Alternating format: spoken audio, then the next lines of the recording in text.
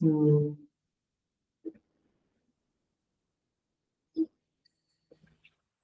ॐ सहनाववतु सहनो भुनक्तु सह वीर्यं करवावहै तेजस्विनावधीतमस्तु मा विद्विषावहै।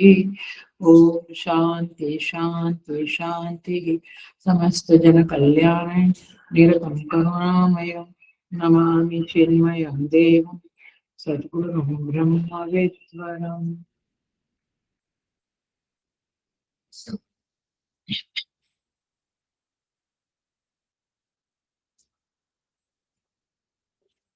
Hari Om. I welcome you all with great love and great respect in this Kenopanishad. हम शांति मंत्र का पाठ करेंगे। ओम आप्यायस्तु ममांगानि वाक्प्राणश्चक्षुश्रोत्रमथो बलमिन्द्रियाणि च सर्वाणि सर्वं ब्रह्मोपनिषदम् माहं ब्रह्म निराकुर्याम् मा ब्रह्म निराकरोत् अनिराकरणमस्तु अनिराकरणं मे अस्तु। तदात्मनि निरतेः उपनिषत्सु धर्माः ते मयि सन्तु। ओम शांति शांति शांति।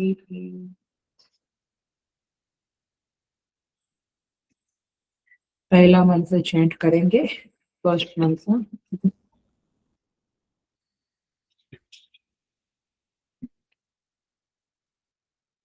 ब्रह्मः देवेभ्यो विजिज्ञे तस्यः ब्रह्मणो विजये देवा अमहीयन्त ते ऐक्षन्त अस्माकम् एव अयं विजयः अस्माकम् एव अयं महिमा इति।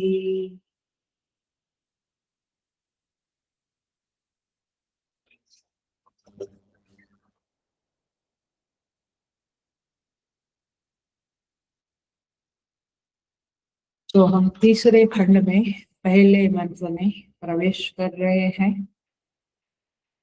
तीसरा खंड मंत्र नंबर 1।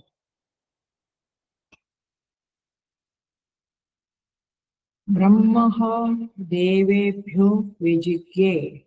माने प्रसिद्ध है कि ब्रह्म ने देवताओं के लिए विजिज्ञे माने विजय प्राप्त की। तस्यः ब्रह्मणो विजये। सेकंड का अर्थ है, कहते हैं उस ब्रह्म की विजय में देवाः अमहीयन्तः देवताओं ने गौरव प्राप्त किया। माने देवताओं को गौरव लगा। सो इस मंत्र के आधार पे पूरे 16 के पूरे मंत्र हम देखेंगे।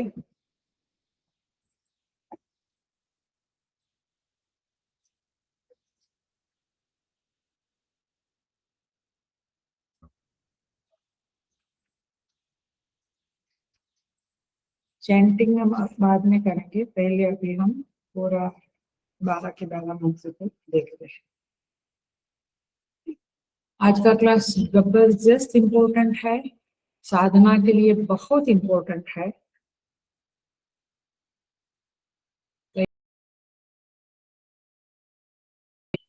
तो हम स्टार्ट करते हैं।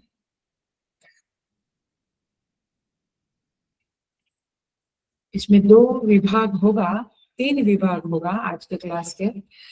पहला एक जो है वो चलता रहेगा, वह है ईश्वर का स्वभाव, जो हमने डाला नहीं है ग्रुप में, बट डाल सकते हैं, अभी भी डाल सकते हैं। ईश्वर का स्वभाव नंबर 1 चलता रहेगा। नंबर 2 कथा, मान दूसरा विभाग होगा इधर कथा, माने पूरी यक्ष देवता की कथा।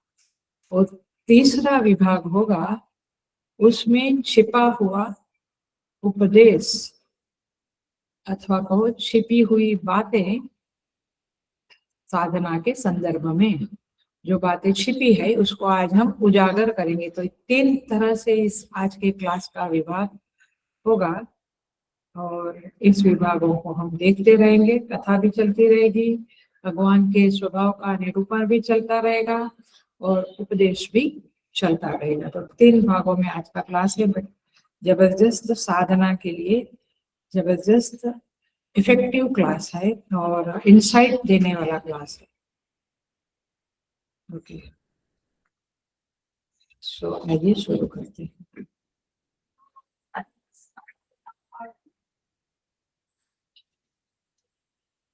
संबंध भाष्य पूरा हो गया। तृतीय खंड में आख्यायिका का प्रारंभ होता है, मैंने कथा का। ये आख्यायिका कैसे है?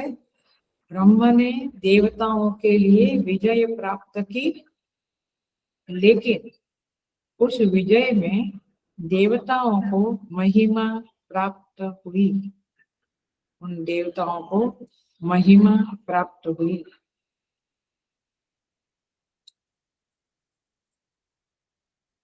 स्तुति माता ने ईश्वर का पहला स्वभाव उजागर किया। क्या स्वभाव है परमेश्वर का? रामचरितमानस, श्रीमद् भागवत, महाभारत इत्यादि में, गीता जी में भी हम परमेश्वर के स्वभाव को महसूस करते हैं, समझते हैं। थोड़ी थोड़ी चर्चा सारे ग्रंथों में मिलती है। वहां संतों का अनुभव होता है और वे उस बात को ग्रंथ में वर्णन करते हैं। सो देखिए, रामचरितमानस में भरत जी कहते हैं, मैं जानूं निज नाथ स्वभाव। क्या मीनिंग हुआ? मैं मेरे नाथ का स्वभाव जानता, मेरे प्रभु का, राम जी का स्वभाव जानता हूँ, ऐसा भरत जी कहते हैं। ये कहना भी आसान नहीं है और भगवान के स्वभाव को जानना भी आसान नहीं, क्योंकि हम स्वयं अपने स्वभाव को कहाँ ठीक से जानते हैं। कोई कुछ कहता है तो हम कहते नहीं नहीं, ये मेरा, आप यू आर सुपरइम्पोजिंग ऑन मी, ये मेरा नेचर ऐसा नहीं है। हमारे स्वभाव को भी हम नहीं जानते। तो जो व्यक्ति जानते हैं संत महात्मा, वे ईश्वर के बहुत नजदीक होते हैं, उन्होंने बहुत उपासना की है, ईश्वर के साथ उनका गाढ़ निकटता हुआ है, तब वे ईश्वर के स्वभाव को जान लेते हैं और कह भी लेते हैं कि मैं जानूं निज नाथ स्वभाव। सो भरत जी के ये वचन है। बृहस्पति भगवान इंद्रदेव से कहते हैं, सुनो इंद्र, भगवान का स्वभाव के बारे में मैं तुम्हें बताता हूँ। और बताते हैं, निज अपराध रिसाही न काहू। निज अपराध रिसाही न काहू। कोई भगवान का अपराध करता है तो वे उनको रिस नहीं चढ़ती, क्रोध नहीं आता है। जो अपराध भगत कर करई, राम रोष पावक सो जरई। लेकिन भक्त का कोई अपराध करे, भक्त को कोई सतावे, तकलीफ दे, तो भगवान का रोष पावक सो जरई, ऐसा अग्नि के जैसा रोष आता है कि सामने वाला, यानी जो भक्त को कष्ट देता है उनको प्रभु कल्याण नहीं करते, उनका कल्याण नहीं होता है।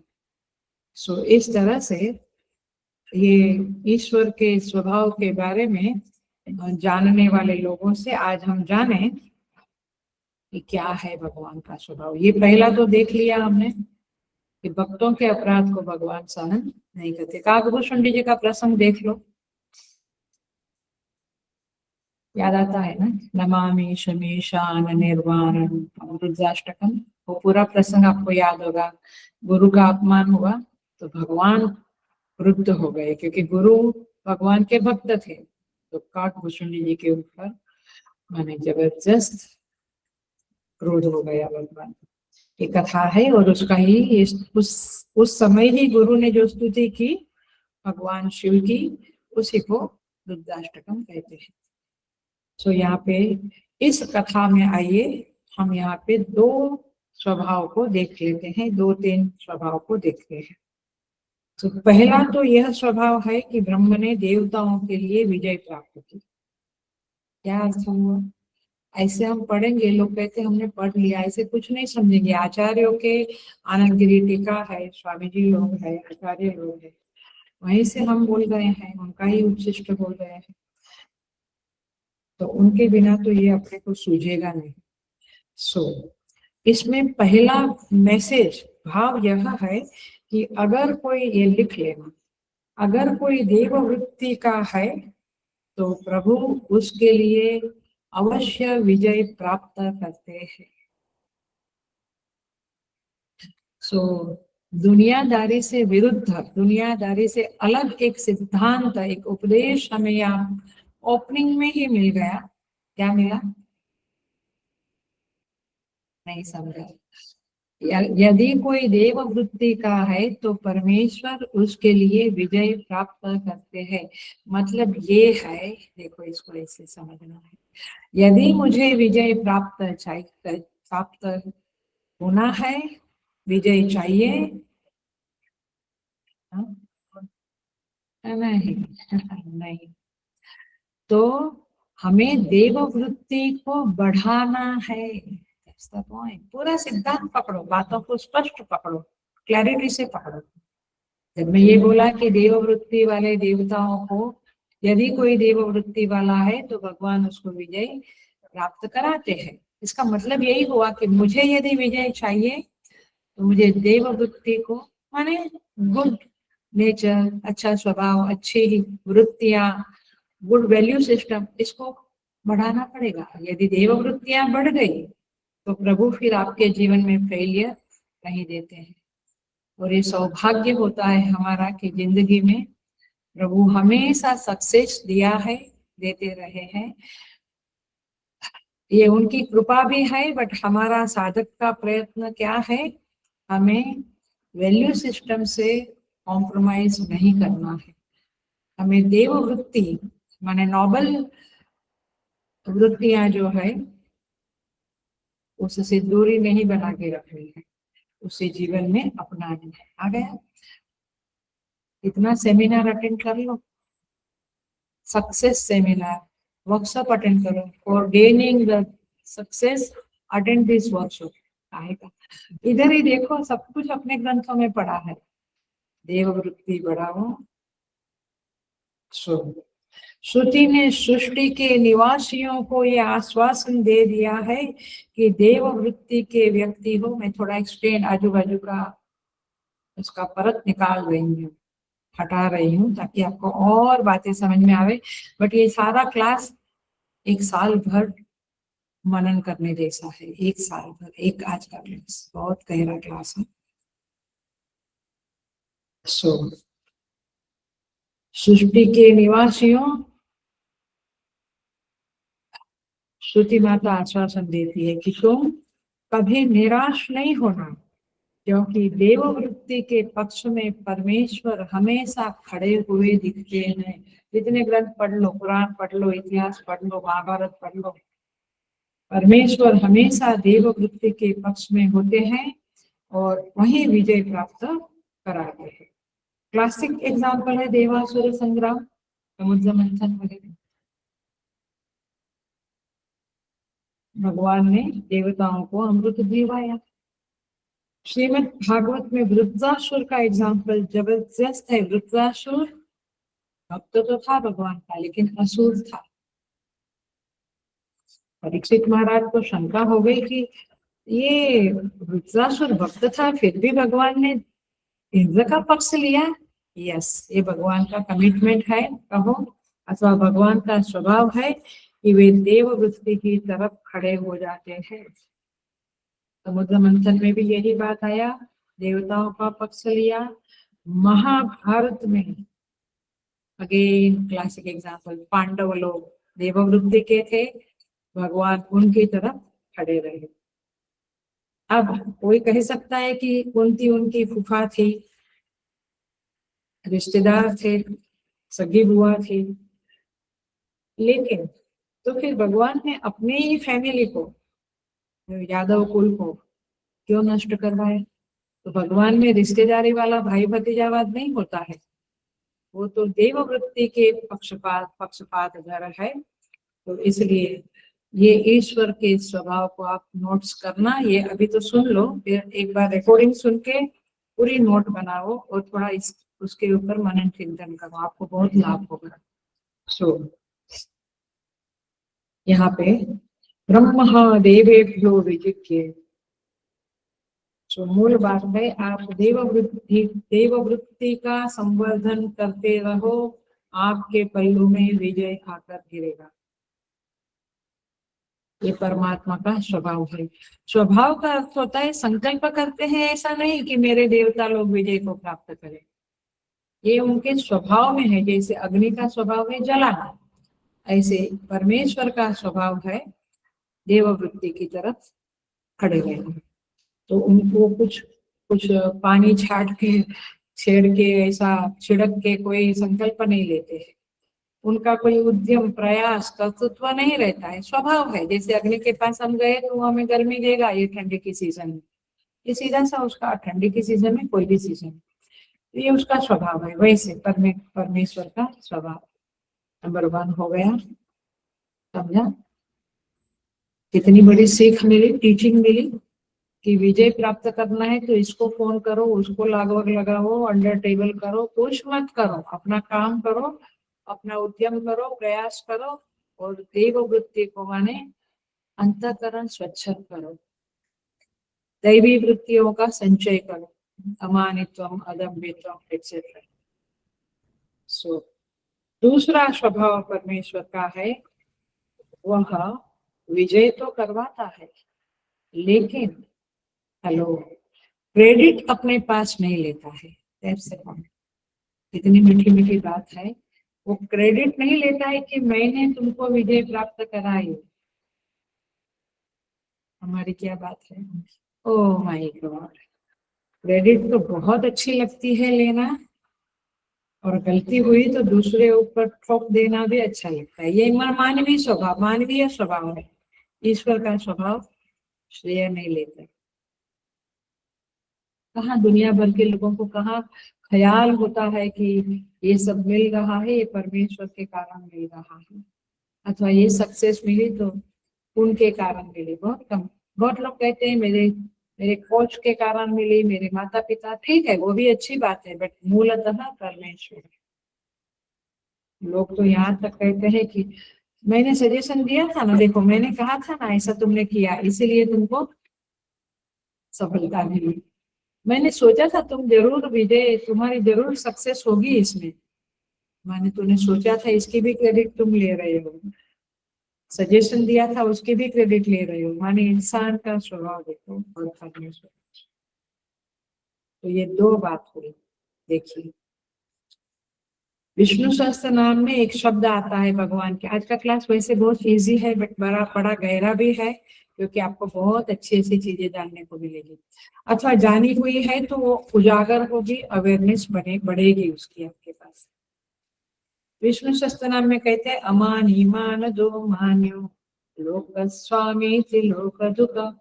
अमानी मान दो, मान देने वाले हैं, दूसरों को क्रेडिट देने वाले हैं, स्वतः अमानी, उनको कोई मान नहीं चाहिए। जो सच में भरा पूरा है उसको क्या मान चाहिए? जो सच में ग्रेट एक्टर है, ग्रेट म्यूजिशियन, सिंगर, पॉलिटिशियन, जो भी ग्रेट है, आचार्य, गुरु, उनको कोई मान नहीं चाहिए। उनको कोई गजानन महाराज जैसे लोगों को कोई पत्थर फेंका, नित्यानंद बाबा जैसे कोई पत्थर फेंका तो भी कुछ नहीं, और कोई फूल पहनाया तो भी, उनको कोई फर्क नहीं पड़ता। गोस्वामी तुलसीदास जी महाराज कहते हैं सब ही मान प्रद आप हमारी, माने सबको मान देते हैं, खुद को मान चाहिए नहीं। So the point is this कि ये भगवान का दूसरा स्वभाव है। तीसरा स्वभाव देखो, क्या स्वभाव है? क्रेडिट ना लेना। अभी हम भगवान के भक्त है तो हमारा और भगवान का मैच होना चाहिए ना। नारद भक्ति सूत्र में नारद जी कहते हैं तस्मिन तज्जने भेद अभाव। भगवान के स्वभाव में और उनके भक्तों के स्वभाव में भेद नहीं होता है। ओ, तो मेरा स्वभाव तो क्रेडिट लेने का है और भगवान का तो श्रेय लेना नहीं है, तो मतलब क्या? अभी ये ऑफलाइन होता तो मैं बहुत एंजॉय करती थी ये क्लास को। मतलब क्या? हाँ, मतलब ये हुआ दो बातें। एक तो मैं भगवान का भक्त क्योंकि मैं तो क्रेडिट लेता हूँ। तो नारद भक्ति सूत्र कहो या कोई भी ग्रंथ कहो, ऐसे समझना होता है। नहीं तो एक बात कह दी, भगवान में और भगवान के भक्तों में के स्वभाव में कोई फर्क नहीं होता है, आगे बढ़ो। ऐसे नहीं बेवकूफी की। अच्छा, फिर मैं तो भगवान का भक्त मानता हूँ स्वयं को, बट मेरे में तो क्रेडिट लेने का स्वभाव है, इसका मतलब मैं भगवान का भक्त नहीं हूँ। ये लिटमस टेस्ट मिलती है सारी शास्त्रों में।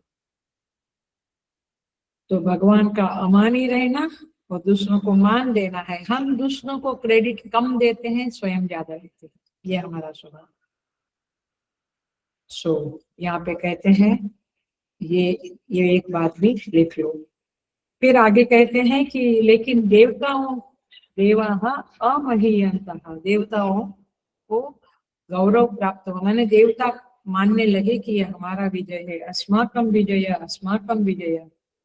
आगे के मंत्र में आता है ते एकशंत अस्माकम एव अयम विजय अस्माकम एव महिमा इति।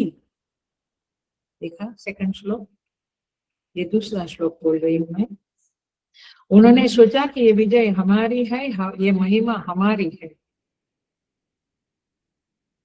तद ऐसा विजज्ञ, ब्रह्म ने जान लिया, परमेश्वर ने जान लिया कि मेरे ये देवता लोग जो मेरे भक्त है, उनके अंदर अभिमान आ गया, उनके अभिप्राय को जान गए।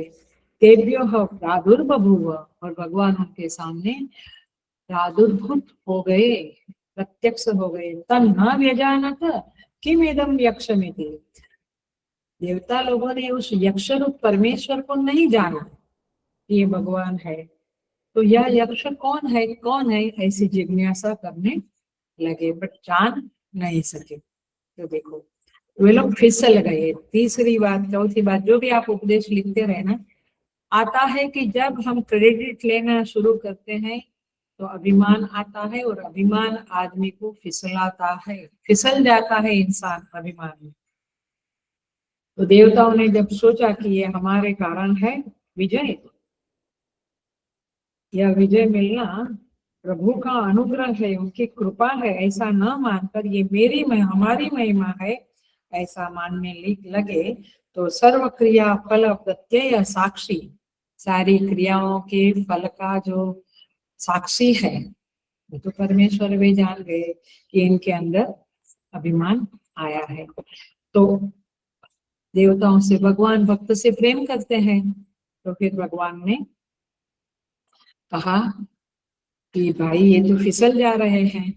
तो उनका तीसरा स्वभाव प्रकट होता है कि वे अभिमान से उनकी रक्षा करने का उपाय रच देते हैं। वे कोई लीला, कोई प्रसंग, कुछ घटना ऐसी खड़ी कर देते हैं कि भक्त का अभिमान टूटे।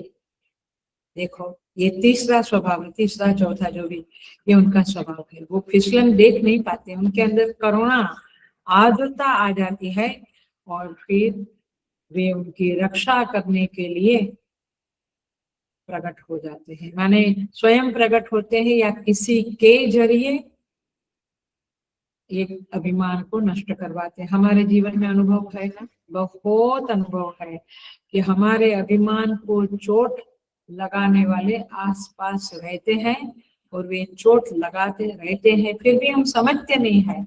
हम उनके प्रति द्वेष कर लेते हैं, बट हम ये नहीं समझते कि प्रभु को, मेरे प्रभु को मेरा अभिमान पसंद नहीं है, इसलिए वे ये घटना घटा रहे हैं, ये व्यक्ति को मेरे सामने उपस्थित करके कुछ कह रहे हैं, या इनडायरेक्टली कुछ विचार दे रहे हैं।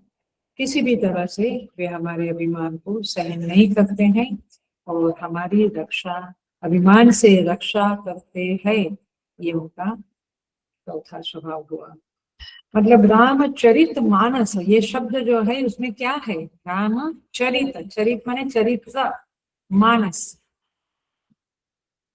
गोस्वामी जी के मन से प्रकट हुआ है राम का चरित्र। तो इसलिए ये अभी भी इस कथा में, इस प्रसंग में भगवान का चरित्र प्रकट हो रहा है। तो देवताओं की अब कथा शुरू होती है। आगे भी स्वभाव आएगा, उपदेश भी आएगा, स्वभाव उपदेश में साथ साथ में कह रही हूँ, आप नोट्स बना सकते हैं। अब कथा शुरू होती है।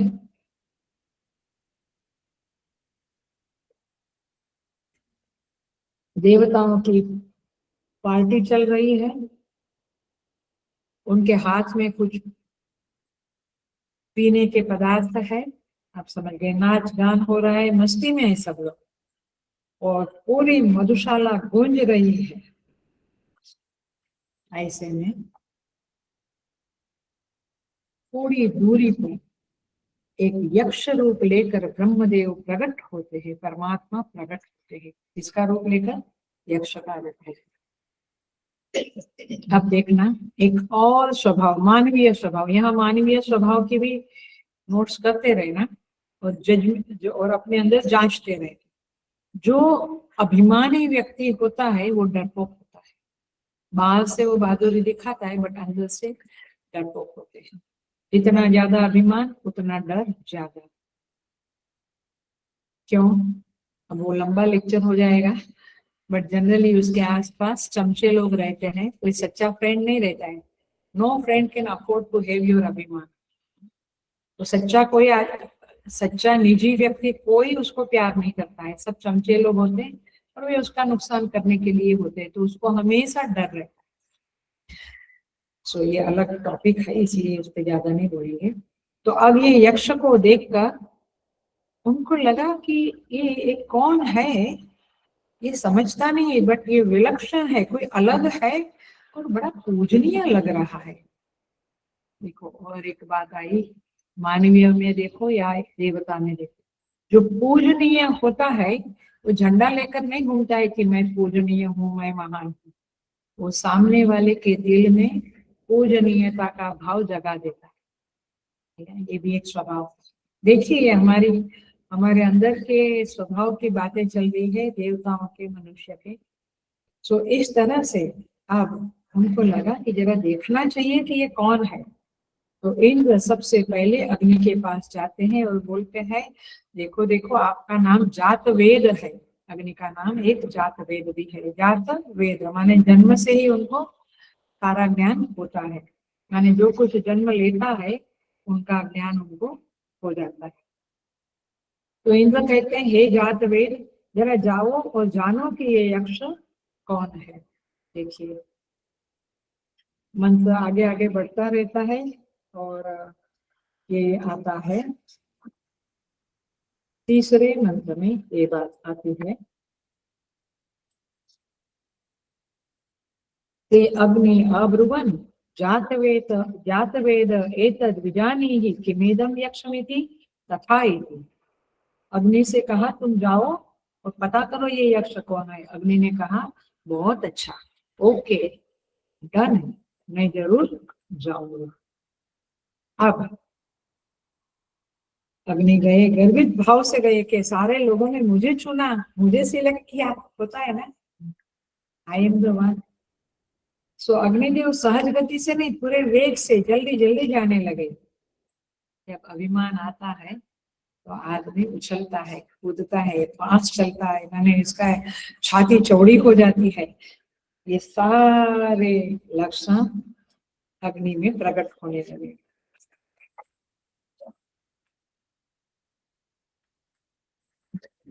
तो जीव की प्रकृति ऐसी है, ईश्वर की प्रकृति में गर्व अभिमान नहीं।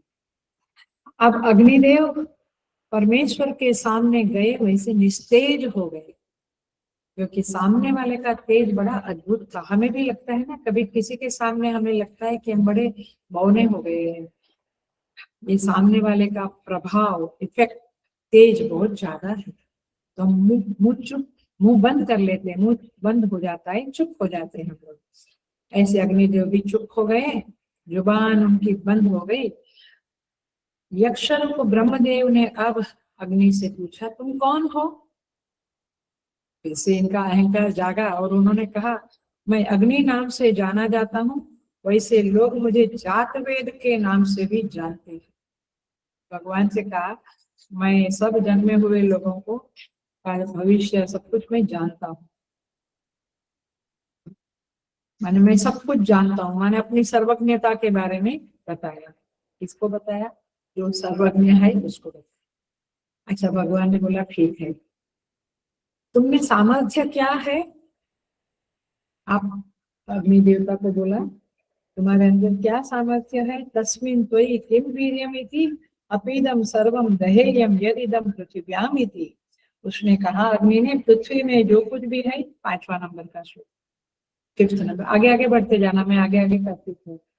पृथ्वी में जो कुछ है सबको मैं जला सकता हूँ। मिला?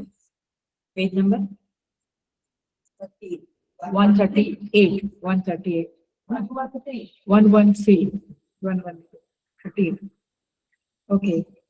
तो मैं सब कुछ दहन कर सकता हूँ। भगवान ने उसके सामने एक तृण रखा, अब वो तृण गिला था या जो भी, अग्नि ने पूरे वेग से उस तृण को जलाने का प्रयास किया, लेकिन तृण जला नहीं सका। तो नमी के कारण भी हो सकता है, बट ये सब भगवान की लीला है। तो अभिमान पे बहुत चोट लगी। जैसे हमेशा सेंचुरी करने वाला कोई प्लेयर है और वो 0 पे आउट हो जाए तो उसके अभिमान को कैसे चोट लगती, वैसे यहाँ पे मुंह लटका कर आ गए वापस। देवता लोग टूट पड़े, बोले कि क्या हुआ क्या हुआ? अग्नि ने बोला, ये यक्ष कौन है मैं नहीं जान सका, इतना ही बोले और कुछ बात नहीं की। क्योंकि हमारी जो गलती है, हमारे अभिमान पे चोट है, वो हम जनरली लोगों को नहीं बताते। देखो, ये मानवीय स्वभाव भी चल रहा है यहाँ पे। बहुत सारी चीजें आज के क्लास में आपको सीखने को मिलेगी। तो इस तरह से कोई संवाद नहीं है। अब देवताओं ने कहा इंद्रदेव को, अब वायु देवता को भेजो, शायद वो कुछ कर सके। तो देखो यहाँ पे कहते हैं 6ठा नंबर का श्लोक, तस्मै त्वनम निदधौ एतद् दहेति। उस यक्ष ने अग्नि के लिए एक तिनका रखा और कहा, इसको जलाओ। तदुपप्रेयाय सर्वजवेन तन्न शशाक दग्धो। उसने तो उनके समीप गया, बहुत वेग से उसे जलाने की कोशिश की, बट समर्थ नहीं हुआ। 6ठा मंत्र चल रहा है, स ततः एव निवृत्ते, वो वापस आ गया। न एतद् अशकम विज्ञातुम यदेतद् यक्षमिति, और कहा, ये यक्ष कौन है, इस बात को मैं जान नहीं सकता। देखिए, अब देवताओं ने वायुदेव को माने इंद्र ने वायुदेव के पास आकर कहा कि अब तुम जाओ और जरा देखो कि कुछ ये आदमी, ये कौन है, ये यक्ष के रूप में दिखता है, ये कौन है। अब वायु देवता को बड़ा अच्छा लगा कि आखिर मेरा भी नंबर लग ही गया। गए, पूरे वेग से गए, ऐसे पहुंचे उनके सामने, निस्तेज हो गए, बिल्कुल तेज उनका गए, पूर्ण रूप से अभिभूत हो गए पर बोल ना पाए। प्रभु ने कहा, कौन हो तुम? उसने बोला, मैं वायु हूँ। उसने भी अपने 2 नाम बताए, मैं वायु हूँ और दुनिया मुझे मातरिस्वा कहती है। क्या कहती है? मातरिस्वा। अब देखो, छोटे छोटे श्लोक आ गए, देख लेते हैं। 7 नंबर का श्लोक, उन देवताओं ने वायु से कहा, हे वायु, इस बात को मालूम करो कि यह यक्ष कौन है। उसने कहा, बहुत अच्छा, ओके डन। 8 नंबर के श्लोक में वह यक्ष के पास गया। उस यक्ष ने वायु से पूछा, तुम कौन हो? उसने कहा, मैं वायु हूँ, मैं निश्चय मातरिस्वा हूँ। अच्छा, तुम वायु हो, अच्छा बताओ तुम में सामर्थ्य क्या है? 8वां श्लोक, 9वां श्लोक, तस्मिन् त्वयि किं वीर्यम् इति, तुममें क्या वीर्य है, क्या सामर्थ्य है, अपीदम सर्वम आददीय यदिदम पृथिव्याम इति, वो कहता है पृथ्वी में यह जो कुछ है उस सभी को मैं ग्रहण कर सकता हूँ। 9 नंबर पर, अच्छा, उठा सकता हूँ और फेंक सकता हूँ, ग्रहण करता हूँ, उठाता हूँ, फेंक सकता हूँ, इतनी मुझ में सामर्थ्य है। वो चोर बेचारा वहीं पड़ा था, जो अग्नि देवता को जला नहीं सके ना, वो चोर वहीं पड़ा था। परमेश्वर ने उस चोर को उठाया और वायु के सामने रखा, कहा इसको उठाओ तो फेंक दो। वायु को लगा दिस इज इंसल्ट। एक पहलवान को बोलो कि एक छोटा सा कुछ पत्थर को उठाओ, एकदम छोटा पत्थर, तो कैसा अपमान है। वायु को अपमान तो लगा, बट बोला कि ठीक है, I want to know who is he, so चलो वो जो कहता है कर लो। तो तुमको उठाओ, बोलता है अभी यही काम रह गया था मेरे को। तो उठाने के लिए गया, पूरा बल लगा दिया, तो अपनी जगह से हिला नहीं। इस प्रसंग को देखकर संत लोगों ने कहा, राई को पर्वत करे, पर्वत को करे राई। कुछ पर्वत है उसको राई समान बना देता है, माने उसके वजन को, और राई को पर्वत के समान, माने कोई छोटा है, हम कहते इतनी छोटी व्यक्ति ने मुझे हरा दिया, क्योंकि वहां परमेश्वर का कृपा आ गया। सो इसी को कहते हैं, चूर्ण को भी वज्र बना देते हैं, वज्र को भी चूर्ण बना देते हैं। तो इसीलिए अपने अंदर जो सामर्थ्य दिया है मानवीय स्वभाव के लिए, उपदेश यह है कि प्रभु ने कुछ टैलेंट दी है, कुछ धन पद सामर्थ्य, कुछ ब्यूटी, कुछ ऐसा सम्मान दिया है इस दुनिया में, उसका बहुत अभिमान नहीं रखना चाहिए, नहीं तो फिर भगवान प्रकट हो ही जाएंगे और कुछ ना कुछ तो करेंगे। सो समझदारी इसी में है कि अपने पास जो है उसके बारे में ज्यादा ना बोले। सो एक तरफ ईश्वरीय प्रकृति, देवता प्रकृति, और एक तरफ मानवीय प्रकृति की ये कथा चल रही है। आप देखते रहना और उपदेश ग्रहण करते रहना, क्योंकि जीव का स्वभाव होता है अपने बड़प्पन को बोले बिना रह ना सकना।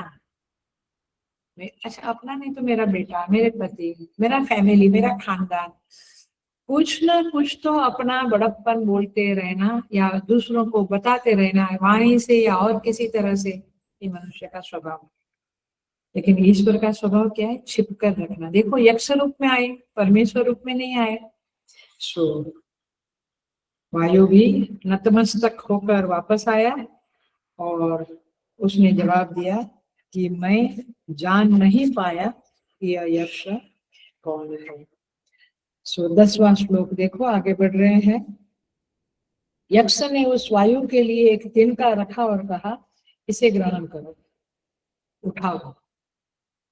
वायु तुरंत के समीप गया, सारे वेग से ग्रहण करने की कोशिश की, समर्थ नहीं हुआ। तब चुपचाप वापस लौट आया और बोला, यह यक्ष कौन है, इस बात को मैं नहीं जान पाया।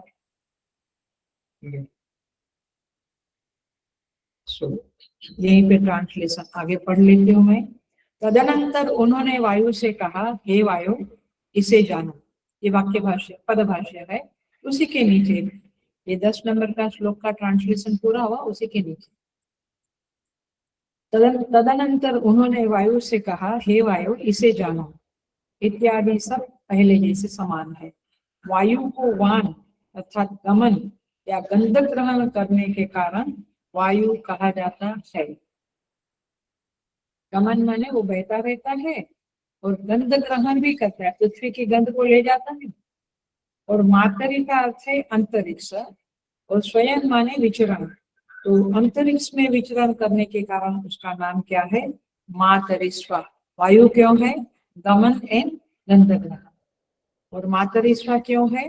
अंतरिक्ष में विचरण करने के कारण उसे मातरिस्वा कहते हैं। तो इस तरह से ये उसके नाम का अर्थ है।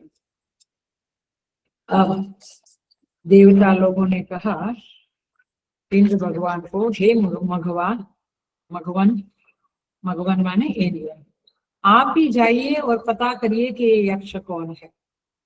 फिर इंद्र तो राजा था, उसमें विशेषताएं भी थी, तो उन्होंने सोचा कि यस, अब मुझे जाना चाहिए। तो ये राजा जो है, माने लीडर बनना, नेता बनना, राजा बनना, ये इजी नहीं है।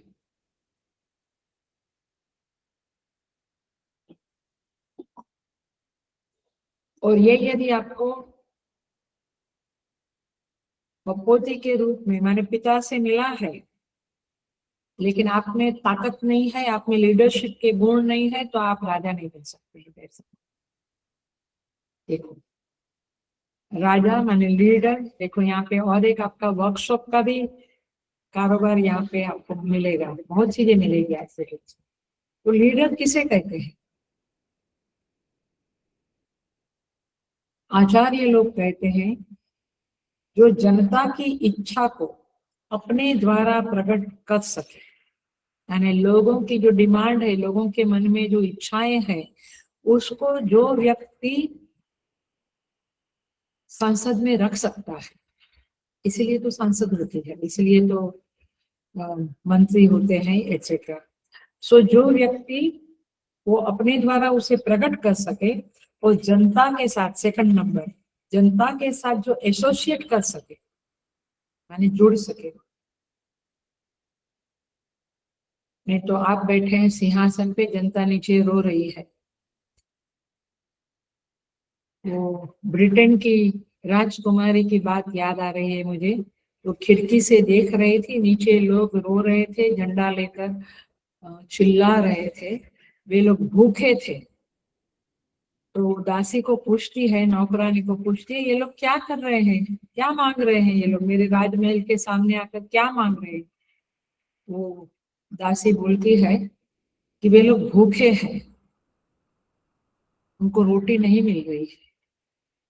तो ये राजकुमारी कहती है, याद, ये कथा याद आती है। वो क्या कहती है? रोटी नहीं मिल गई तो ब्रेड दे दो ना, उनको बोलो ब्रेड खाओ जाकर।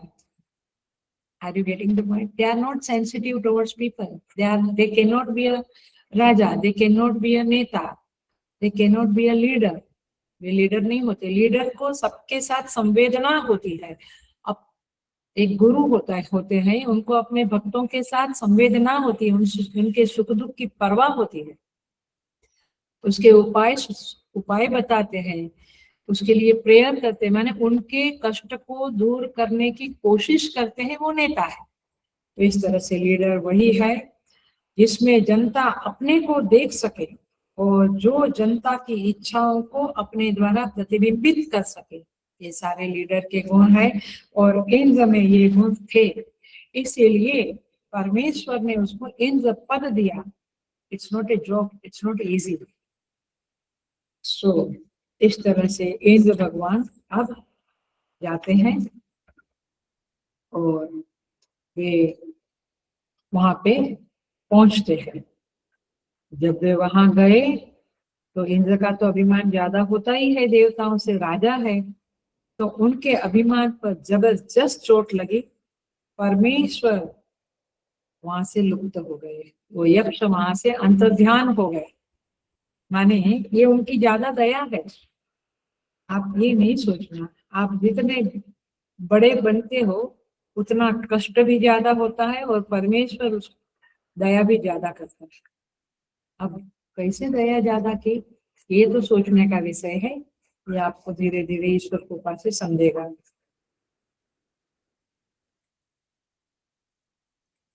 क्योंकि ये नियम भी है कि जिसमें ज्यादा सहन करने की शक्ति होती है, प्रभु उसको ज्यादा कष्ट देते हैं, क्योंकि वो भगवान उनको आगे ले जाना चाहते हैं। सो यहाँ पे ये लीडरशिप क्वालिटी एग्जाम में थी, इसीलिए वे वापस नहीं लौटे। They didn't go back. वे वहीं खड़े रहे और उसी आकाश में देखते रहे जहाँ पे यक्ष खड़ा था और जहाँ उसका लोप हो गया। वहीं नजर ठोक कर, नजर डटा कर वहीं देखते रहे। वैसे तो उनका अभिमान चूर चूर हो गया हाँ, लेकिन वे वहां से डटे रहे। ये लीडर की क्वालिटी होती है। सामान्य इंसान थोड़े दिन के बाद, 2-4 दिन के बाद आंदोलन भी हटा देता है, अथवा जो बात की जिद की थी वो भी अपनी विड्रॉ कर लेता है। लीडर फुट डाउन तो फुट डाउन वहीं खड़े रहे। उनकी जिज्ञासा वृत्ति प्रबल थी, और इसीलिए ये अगेन आपको एक सिद्धांत, मैं बोला ना ईश्वर का स्वभाव, ईश्वर के कानून यहाँ पे दिखते। ये पूरी कथा में बहुत सारे कानून स्वभाव दिखता है। तो ईश्वर का कानून है कि आप डटे रहते हो, आपकी जिज्ञासा वृत्ति प्रबल है, तो कहीं ना कहीं से उस जिज्ञासा वृत्ति का संतोष करने के लिए प्रभु कोई ना कोई रूप में, गुरु रूप में, यक्ष रूप में या और कोई रूप में आपके सामने प्रकट हो ही जाते हैं। माता पिता भी, आज तक माता पिता खाली खाना देने वाली समझते थे मैं माँ को, लेकिन अब पता चला कि वो गुरु रूप भी है, क्योंकि गुरु की क्वालिटीज उसके अंदर है।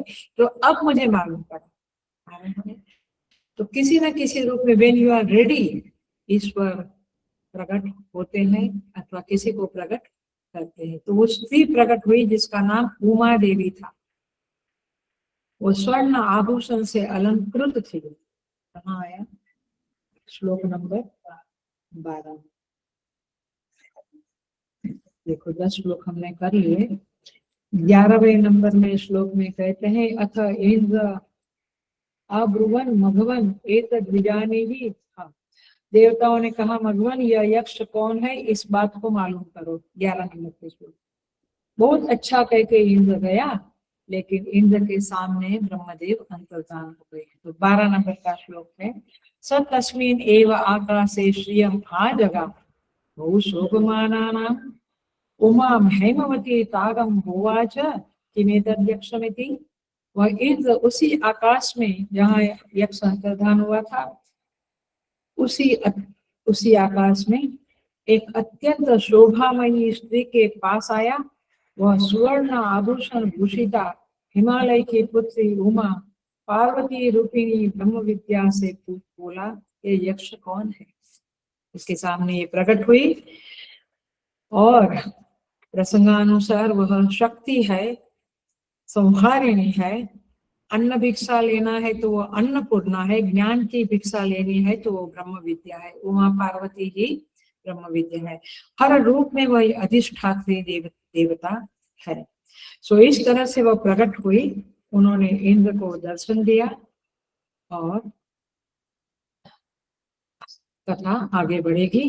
तो 12 श्लोक माने ये तीसरा खंड एक ही क्लास में पूरा हो रहा है, बट बहुत सारा उसमें संदेश है, और भी बातें करेंगे हम थोड़ी देर। सो अब थोड़ा सा देखते हैं इसके अंदर का, और थोड़ा रहस्य को देखते हैं। अभी हम चौथे खंड में प्रवेश नहीं करेंगे, तीसरा खंड ही चल रहा है, बट उसका कुछ सीक्रेट रहस्य हम देखते हैं। वैसे क्या कहते हैं परमेश्वर को? व्यापक सच्चिदानंद धामा, व्यापक विश्व रूप भगवान, माने वो व्यापक है, लेकिन तेहि धरी देह चरित कृत नाना, वो एक मनुष्य का रूप लेकर प्रकट भी होते हैं।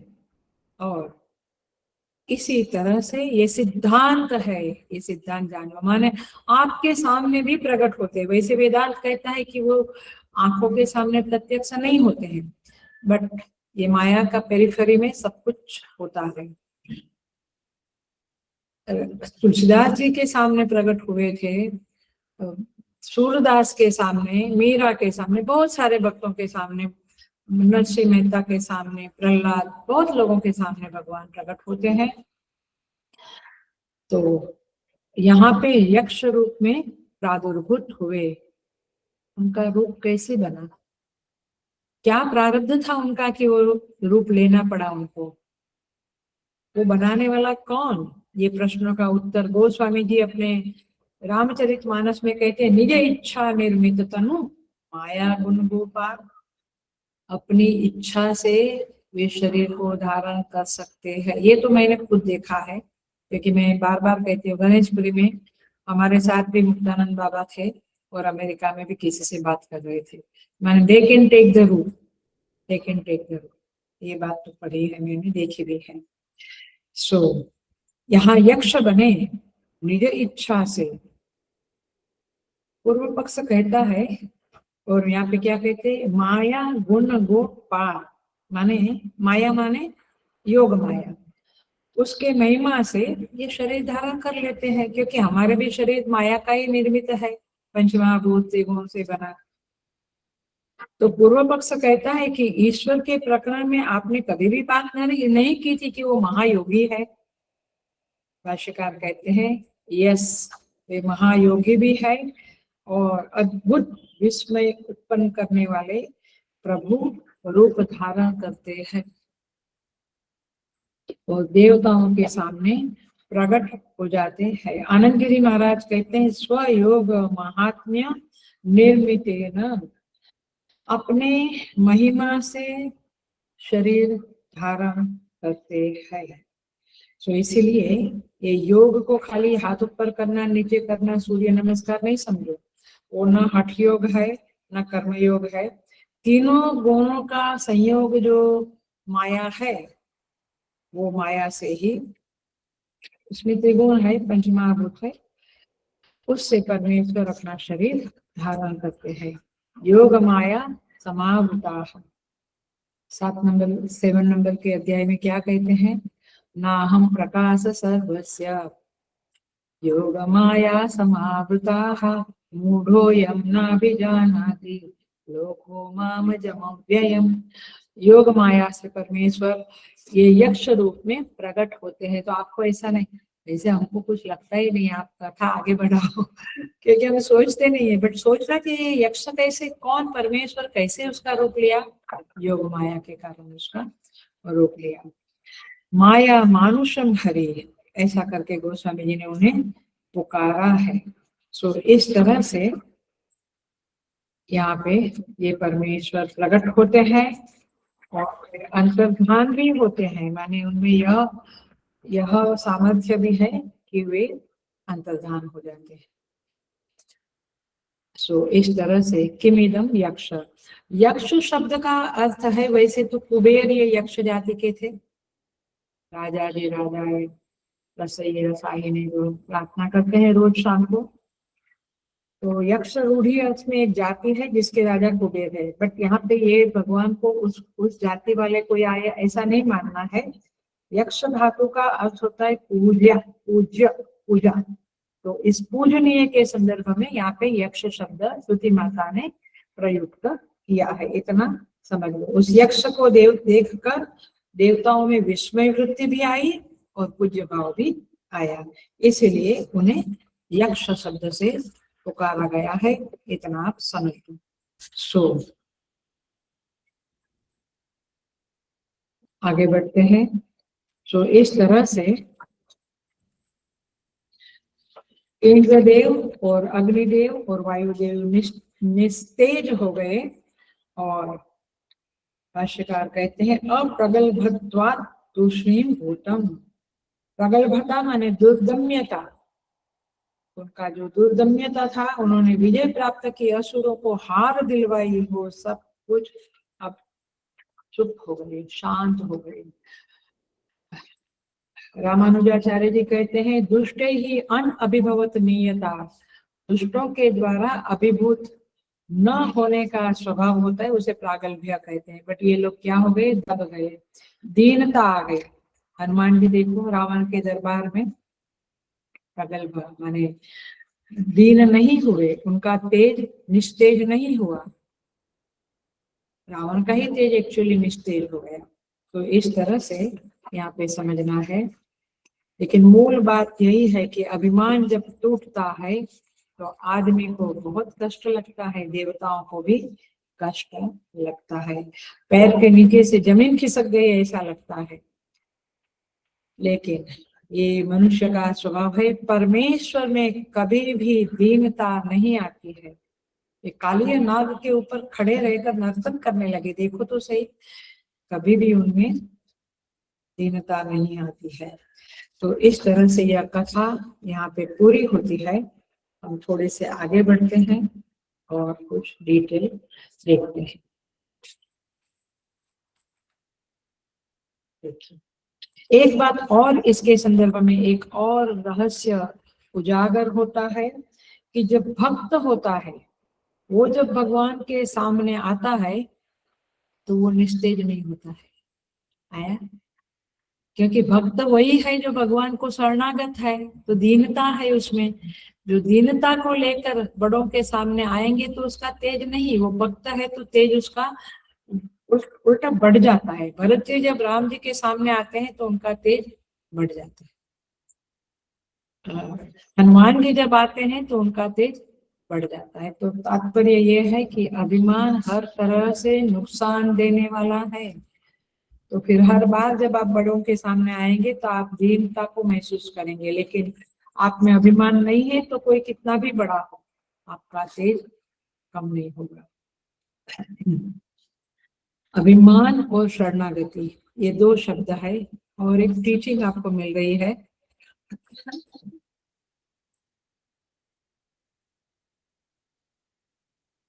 देखो इंद्र जो है वो उमा हेमवती ब्रह्म विद्या को सरेंडर होता है, शरणागत होता है, तब उसको ब्रह्म विद्या उमा देवी बताती है। सो अभिमान जब होता है तो आपको ज्ञान नहीं मिलता है, शरणागत होते हैं तो आपको ज्ञान मिलता है। तो यही बात है अभिमान एंड शरणागति। तो इस तरह से अग्निदेव गए वापस आए, वायुदेव गए वापस आए। वायुदेव में 3 गुण और है, वो गंध को भी उठाते हैं, वो ताप को भी, माने पृथ्वी के सूक्ष्मतम अंश जो गंध है उसको भी उठाते हैं, और अग्नि में जो उष्मा है उसको भी उठाते हैं, और जल में जो आर्द्रता है उसको भी उठाते हैं। माने कितने स्ट्रॉन्ग है वायुदेव, लेकिन क्यों हारे? अभिमान। Are you getting? आदमी कितना भी टैलेंटेड हो, कितना भी ऊपर, हम टीवी में भी देखते हैं कितने बड़े बड़े लोगों भी क्या गलतियां करते हैं, भगवान इस तरह से उनकी बुद्धि को प्रचोदित करके गलतियां करवाते। आप ये नहीं समझना कि भगवान केवल बाहर से आदमी को लाकर, परिस्थिति लाकर, वो आपकी बुद्धि को भी पलटाकर आपके अभिमान पे चोट पहुंचा सकते हैं। तो परमेश्वर बहुत बड़ी चीज है और ये करते ही है। वायु भी बहुत बड़ा है क्योंकि गंध को उठाता, उष्मा को उठाता। माने देखो गर्म वायु बहती है, वायु थोड़ी गीली लगती है, तो आकाश वायु, फिर अग्नि जल पृथ्वी, तो तीनों जो उसके पीछे के जो पंच महाभूत माने महाभूत है, उनके सूक्ष्म उसको उठाकर फेंक देने की आदत है उनकी। इधर से गंध उठाई उधर फेंक दी, इतने बड़े, लेकिन वाई? बिकॉज ऑफ अभिमान। That's the point. अभिमान खतरनाक चीज है, और इसीलिए सारी कथाएं आप देखो, महाभारत में कथा आती है अर्जुन की, याद है ना? युद्ध समाप्त हो गया, भगवान ने अर्जुन को कहा तुम नीचे उतरो। अर्जुन कहता है कि पहले आप उतरो, सारथी को पहले उतरना है। बोले नहीं तुम उतरो। आखिर भगवान की आज्ञा थी तो उतर गया, देखा तो रथ भस्म हो गया। क्यों? क्योंकि वो रथ भगवान की शक्ति से चल रहा था। वो रथ कहाँ से मिला था उसको? जब खांडव प्रस्थ को उन्होंने जलाया तो अग्नि देवता बड़े तृप्त हो गए, और फिर उन्होंने अर्जुन को तर्कश दिया था जिसमें अक्षय तोणीर था, और गांडीव धनुष भी दिया था और रथ भी दिया था, और कहा था जब पर्पस पूरा होगा तो ये खत्म हो जाएगा, मुझे वापस दे देंगे। सो इस तरह से यहाँ पे कथाएं, इसलिए महाभारत पढ़ना ही पढ़ना चाहिए। कथाएं हमें बहुत संदेश देती है। सारे उपनिषदों का ये सार गीता है, और उसी उपनिषद गीता का सार है रामायण, महाभारत, भागवत। सब कुछ उसी की बातों को एक्सपांशन करके हम जीवों को उपदेश उसमें सारे दिए गए हैं। जब भगवान कृष्ण ने समाधि ले ली, इस सृष्टि को सृष्टि से विदाई ले ली, उसके बाद अर्जुन को कहा कि रुक्मिणी और माने सारे परिवार को तुम हस्तिनापुर ले जाना। अब मैं नहीं हूं तो स्त्रियों का, बच्चों का कौन देखभाल करेगा, क्योंकि यादव तो नष्ट हो गए। तो अर्जुन जब वहां से निकला, वो रानियों को सबको लेकर वापस आ रहा था, उस समय एक भीलों के समूह ने उनके सामने युद्ध किया। उस युद्ध में अर्जुन पराजित हो गया। क्यों? क्योंकि ये भागवत में भी ये कथा आती है, सोनम अपि वज्रो भवति इति उपपद्यते। ये एक वाक्य आता है, सोना अपि, एक छोटा सा तिनका भी वज्र जैसा बन जाता है।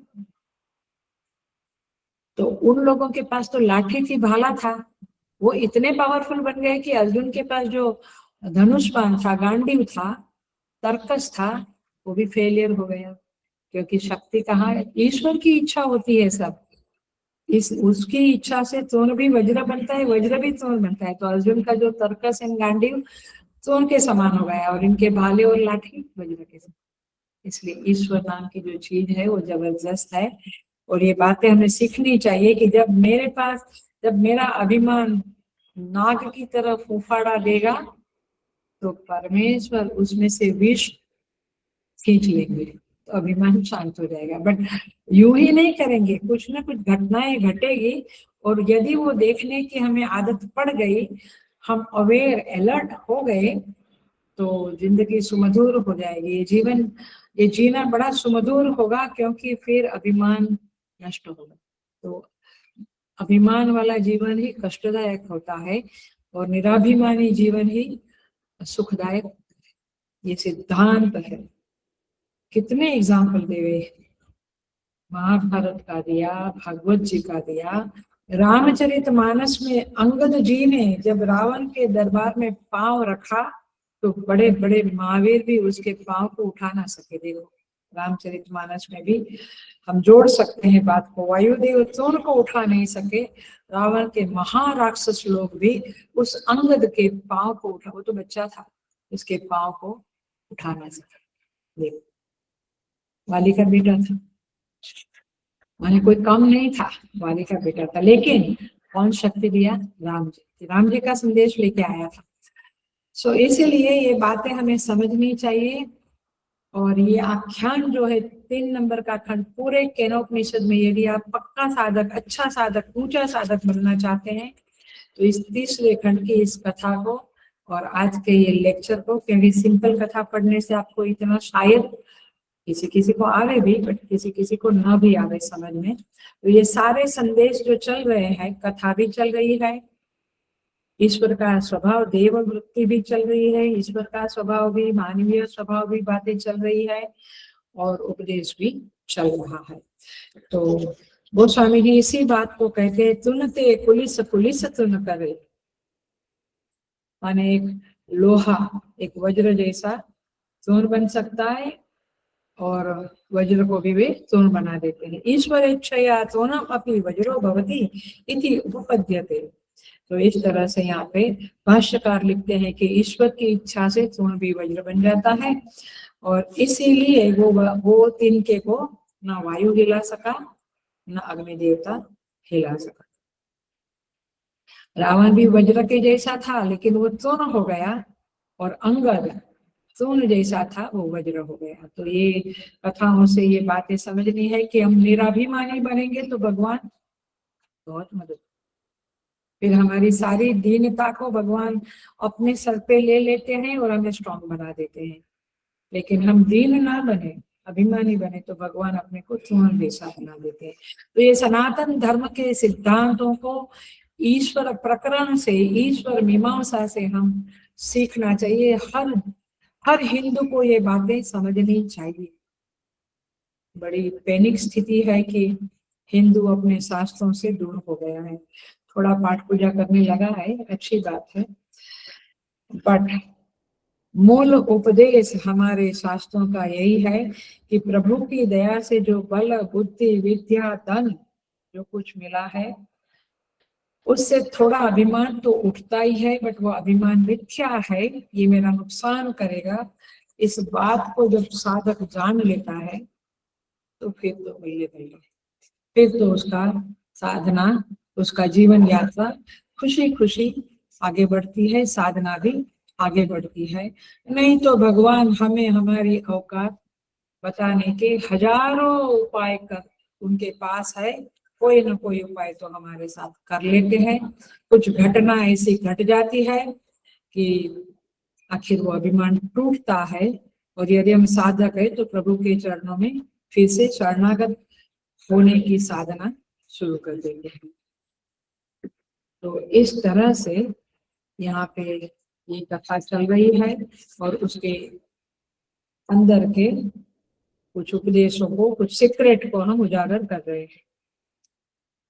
तो अब इंद्र वहीं पे खड़ा रहा। फिर कथा पे आ गई मैं, यक्ष तो अंतर्धान हो गए, लेकिन वो खड़े ही रहे। उधर पार्टी चल रही थी, लोग मस्त मजा कर रहे थे, लेकिन इंद्र नहीं गया। That's the leadership. आया, मैं तो भूख लगी है, हमने उपवास तोड़ दिया। लीडर मर जाएगा, तोड़ेगा नहीं। इसको बोलते हैं कमिटमेंट, प्रतिबद्धता। तो इंद्र राजा था तो उसके अंदर ये प्रतिबद्धता थी, इसलिए वह खड़ा रहा। उसमें जिज्ञासा थी, सच्चा जिज्ञासु था, हमारे जैसा नहीं। हमारी जिज्ञासा, अच्छा क्लास में कितना बताया, ब्रह्म विद्या तो अब पढ़नी ही है, अब ब्रह्म विद्या को आत्मसात करना ही है। थोड़ी देर बाद में गया, घर गए तो सब बदल गया। ये कुतूहलता और जिज्ञासा में फर्क है। कुतूहलता माने क्यूरियोसिटी, अच्छा कैसे होता है ये, कैसे यान में जाता है, वो कौन था, शुभम, कोई शुभांग था, कोई तो था जो अभी गया था। तो मैंने वो सब जानना है, बट मुझे खाली कुतूहल, I want to go like that, I want to be a leader. Leader को कष्ट भी बहुत होता है, तपस्या भी बहुत होती है। सो वो मान है ना जो उनको मिलता है ना, वो उनको कोई मायने नहीं रखता है, क्योंकि वो इतनी कष्ट में तपे हुए होते हैं ना कि वो कहते हैं ठीक है। जो कष्ट में तपा नहीं वो उछलता है कि ये मान मिला, वो मान मिला, बट कष्ट में तप तप का, जैसे मिट्टी का घड़ा अग्नि में तप तप तक तप तप कर कठोर हो जाता है, माने ये हो जाता है, स्ट्रांग हो जाता है। वैसे जो नेता होता है, जो लीडर होता है, जो गुरु होते हैं, वे स्ट्रांग हो जाते हैं। उन्होंने बहुत तपस्या की होती है, और उनमें वो कमिटमेंट था, प्रतिबद्धता थी, करके वे पार हो जाते हैं। तो इंद्र में भी यह बात थी, और इसलिए ये कमिटमेंट बहुत फलदायी नहीं होता है। एक बार कमिटमेंट किया, आज बोलते हैं आएंगे सेवा को, कल बोलते हैं कि थोड़ा सा सब्जी काटने का बाकी रह गया है इसलिए फनी एग्जाम्पल देती हूँ, बट ऐसा ही मुझे आता रहता है जिंदगी भर में, तो देखा है। बट ठीक है, मैं ये बताती हूँ कि प्रतिबद्धता नाम की एक चीज होती है, बोला तो बोला। एनीवे, सो इस तरह से इंद्र में धैर्य भी था, क्योंकि धृति भी थी उसमें, तो वो खड़ा ही रहा, डट गया। देखिए, सबसे क्लासिक एग्जाम्पल तो 5 मिनट लूंगी मैं, और 5 मिनट मेरे ख्याल से आगे के क्लासेस, आगे अभी 5 क्लास बचे हैं चौथे खंड में, मोस्टली 5 या 6 खत्म होगा। मैं 12:15 से ज्यादा ही टाइम लूंगी, थोड़ा 5-10 मिनट, ताकि ये जनवरी एंड तक खत्म हुए, क्योंकि फरवरी में 4 फरवरी को बहुत बड़ा प्रोग्राम है, मैं आगे के क्लासेस में बताऊंगी। तो ये जनवरी एंड तक पूरा हो जाए तो अच्छा है, नहीं तो एक क्लास के लिए और 15-20 दिन महीना भर लबड़ाना पड़ेगा। तो इसलिए एनीवे, सो आप तैयारी करके ही आना। वैसे 5-10 minute is not a big deal. फिर प्रबल दृष्टांत महाभारत में मिलता है अम्बा का, अम्बा, अंबिका, अम्बालिका। शादी के लिए लेके आए भीष्म पितामह, लेकिन अम्बा ने विचित्र वीर्य को ओपनली कह दिया कि मेरा प्रेम तो किसी और से था, तो विचित्र वीर्य ने उसको छोड़ दिया। अब अपने प्रेमी के पास गई तो उसने भी छोड़ दिया, बोला कि तू तो किसको ही तेरा हरण किया है, अब मैं तुझे स्वीकार नहीं करूंगा। तो वो आई भीष्म के पास, मेरा अब तुम मुझसे शादी करो, शादी के नाम से लेके आए हो हरण करके। इंद्र बोला मैं तो ब्रह्मचारी हूँ। सो उसने एक डांट लिया, एक ठान लिया। एक कमजोर स्त्री जिसका हरण हुआ था, उसने कमिटमेंट किया कि मैं भीष्म को मारूंगी। उसने मेरा अपमान किया, मेरी जिंदगी बर्बाद की, मैं उसकी हत्या करूंगी, उसको मार डालूंगी। पहले जन्म में नहीं हुआ, दूसरे जन्म में नहीं हुआ, बड़ी कथा है लंबी। परशुराम जी को गुरु बनाया, सब कुछ कुछ तो सब शास्त्र विद्या शस्त्र विद्या सब कुछ सीखा, लेकिन लागा रघु रे भाई, लागी रही कि मुझे विश्व को मारना है। तीसरे जन्म में बात बनत बनत बन जाएगी, उसकी बात बन गई। वह आपको पता है पूरी कथा। वह शिखंडी के रूप में सामने खड़ी हुई, भीष्म ने हथियार त्याग दिया, जीत हुई ना। तो commitment is a very big thing. इसलिए 2047 में कहते हैं ना, वो कमिटमेंट है कि विश्व गुरु बनेगा भारत, अपनी अस्मिता को वापस लाएगा। ये सब कमिटमेंट होते हैं। यहाँ तो कमिटमेंट होता ही नहीं है, आया तो किया, नहीं आया तो मैंने कोई सेवा आई, टाइम है मूड है तो गए कुछ किया, नहीं तो नहीं किया। बिजनेस में म्यूजिक सीखने गए, थोड़ा हारमोनियम सीखा, छोड़ दिया। माने commitment is a very very big thing. जो भी बड़े बने हैं वो कमिटमेंट के कारण, धैर्य के कारण, धृति के कारण बने हैं। तो इस तरह से पुराण में, महाभारत में, महाभारत में बहुत कथाएं आती है जहाँ से हमें ये वैल्यू सिस्टम पता चलती है। स्थैर्यम, गीता में क्या कहते हैं 13वें अध्याय में, अमानित्वम अदम्भित्वम अहिंसा शांति राजवम आचार्य उपासनम शौचम स्थैर्यम आत्मविनिग्रह। स्थिरता, जैसे तुम कर रहे हो। माने जो कुछ लोग है इस क्लास के जो पहले दिन से आज तक है, कोई छोड़ते हैं, कोई आते हैं फिर जाते हैं, फिर आते हैं फिर जाते हैं, कोई रिकॉर्डिंग में शिफ्ट हो जाते हैं एटसेट्रा, बट कुछ लोग स्थैर्य। तो इसे कहते हैं कमिटमेंट।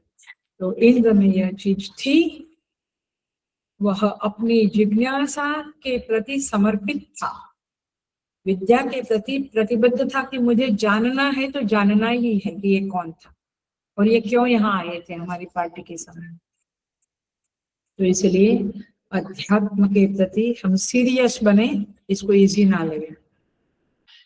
तो अब जैसे कहा, कोई सच्चा जिज्ञासु है तो ईश्वरीय विधान के अनुसार उसके सामने उसकी जिज्ञासा को पूर्ति करने वाला, सार्थक करने वाला जरूर आता है। एग्जाम्पल देकर हम पूरा करेंगे क्लास को। ध्रुव के सामने नारद जी आए, 5 साल की उम्र का था, गया अपमान के कारण, ओम नमो भगवते वासुदेवाय का मंत्र दिया, नारद जी ने किया और पाया जो चाहिए था। प्रहलाद जी के जीवन में भी आए।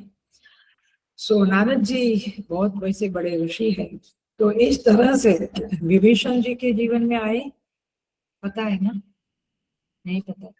हनुमान जी गए तो प्रातः काल ब्रह्म मुहूर्त का समय में उनको लगा, वो विभीषण जी राम राम राम जपते थे। विभीषण हनुमान जी को लगा कि यहाँ निशाचर, ये निशाचर के उसमें राम जपने वाला कौन है, भगत कहाँ?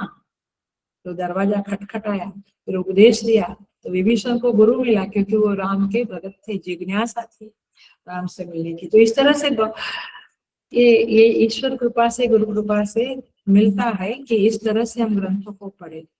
तो लंका निशिचर निकर निवासा, यहाँ कहाँ सज्जन कर वासा, ऐसा हनुमान जी को लगा, फिर मिला। तो इस तरह से असंख्य नियम है इस सृष्टि में। पूरे केनोपनिषद के संबंध भाष्य में, ओपनिंग का तो नहीं देखा था क्योंकि ओपनिंग में ही मैं लेती तो अभी तो तीसरा खंड था, तो पूरा संबंध भाष्य 17 पेजेस का हमने लिया। लेकिन असंख्य नियम सृष्टि में है, इसके द्वारा सृष्टि संचालित होती है। ईश्वर के स्वभाव को जानने से सृष्टि के रहस्य का पता चलता है। तो इस तरह से एक नियम यह भी है कि इंद्र की भक्ति को देखकर साक्षात ब्रह्म विद्या पार्वती के रूप में, स्त्री के रूप में प्रकट हुई। बहुत शोभमाना, बहुत शोभायमान थी, और उसने उसको हेमवती कहा क्योंकि वो हिमालय की पुत्री थी और ब्रह्म ज्ञान से, वही ब्रह्म विद्या ही है, वही ब्रह्म ज्ञान है, वो ब्रह्म विद्या से चमकती हुई थी। तो यहाँ पे इस तरह से वह सामने प्रकट हुई और फिर जहाँ से ब्रह्म अंतर्धान हुए थे यक्ष, वही प्रकट हुई और इंद्र ने देखा कि ये तो जगदम्बा है। तो उसने उस पार्वती जी की गुरु उपसत्ति, जैसे हम कहते हैं, तो गुरु उपसत्ति की, माने उसकी शरण में गए और फिर माँ भगवती ने उनको उपदेश दिया। और इस तरह से यहाँ पे ये कथा पूरी होती थी। आगे का जो खंड है, चतुर्थ खंड जो है, वह साधना का है। 9 श्लोक है उसमें, 9 के 9 श्लोक बहुत सारी उपासनाएं, साधनाएं, सट संपत्ति वगैरह बहुत कुछ बताया है। वेरी वेरी वेरी इंपॉर्टेंट खंड है साधना के लिए। उसको हम अगले क्लास में देखेंगे। ओम पूर्णमद पूर्णमिदं पूर्णात् पूर्णमुदच्यते पूर्णस्य पूर्णमादाय पूर्णमेवावशिष्यते। ओम शांति शांति शांति। हरि ओम। श्री गुरुभ्यो नमः। हरि ओम।